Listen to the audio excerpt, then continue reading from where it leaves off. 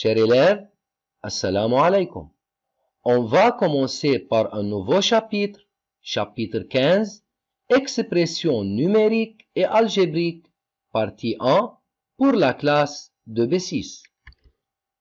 À la fin de cette vidéo, l'élève doit être capable de reconnaître les propriétés de la commutativité et l'associativité de l'addition et de la multiplication.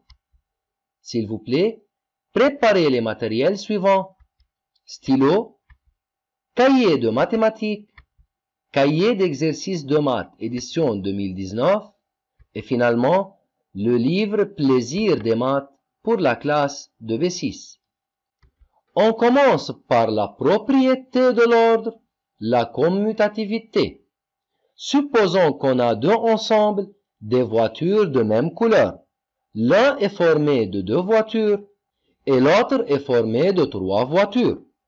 Maintenant, on va trouver le nombre des voitures dans les deux ensembles. Pour cela, on a deux méthodes.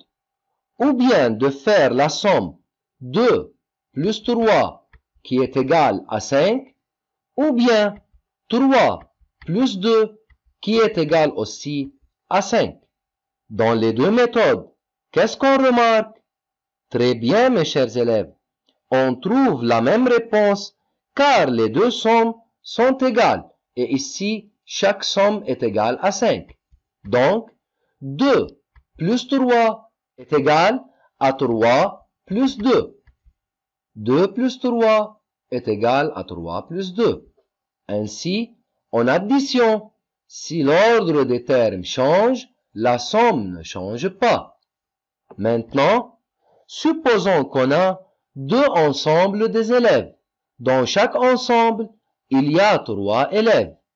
Combien d'élèves on a dans les deux ensembles? Très bien, on a 6 élèves. Comment peut-on trouver la réponse en utilisant la multiplication? Très bien, mes chers élèves. On a deux groupes de 3, c'est-à-dire 2 fois 3, ça fait 6. Maintenant, si on a 3 ensembles, et dans chaque ensemble, on a 2 élèves.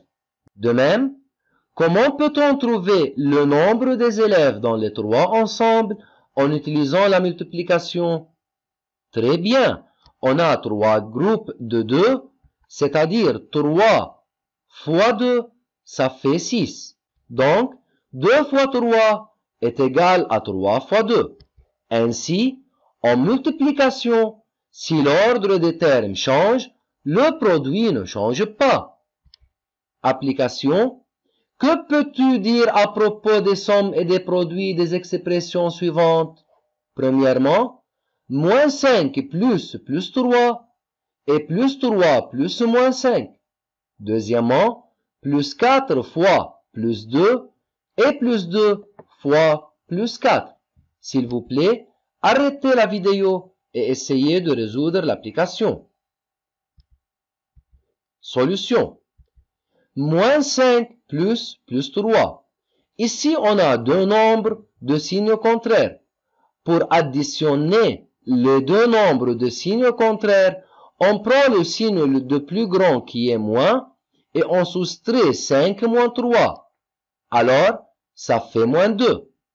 De même, plus 3 plus moins 5, on prend le signe de plus grand, ici on prend moins, et on soustrait 5 moins 3, ça fait moins 2.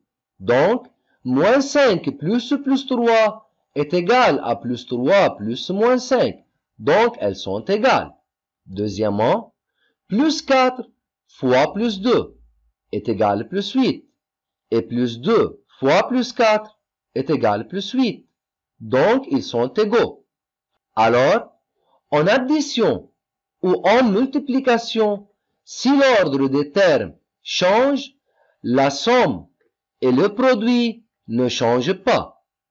Maintenant, on passe à la propriété de groupement, l'associativité, addition.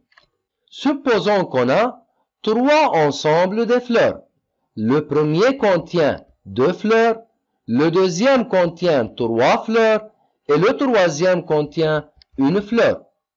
On demande d'additionner le premier et le deuxième, puis soustraire le troisième ensemble dans une même expression.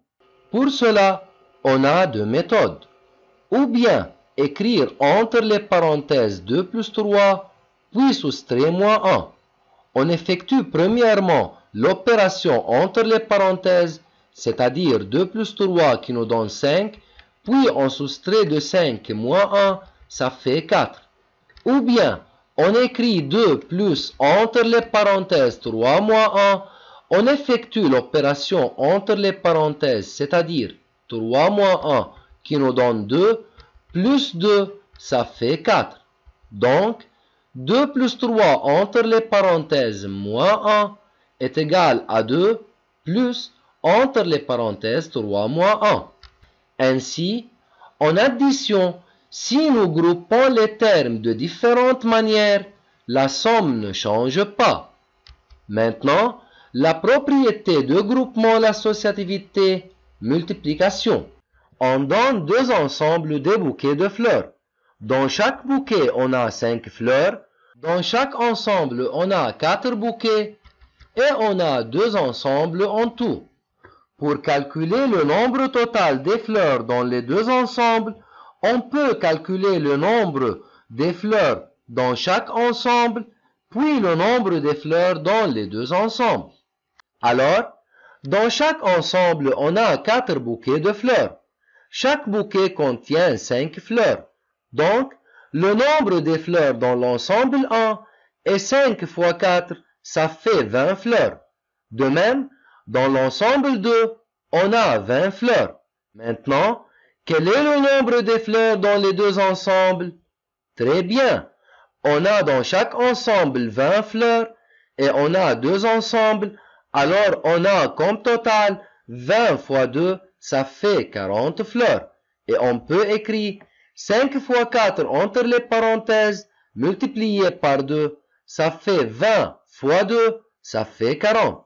Maintenant, si on a 5 ensembles des bouquets de fleurs, dans chaque bouquet, on a 4 fleurs, dans chaque ensemble, on a 2 bouquets.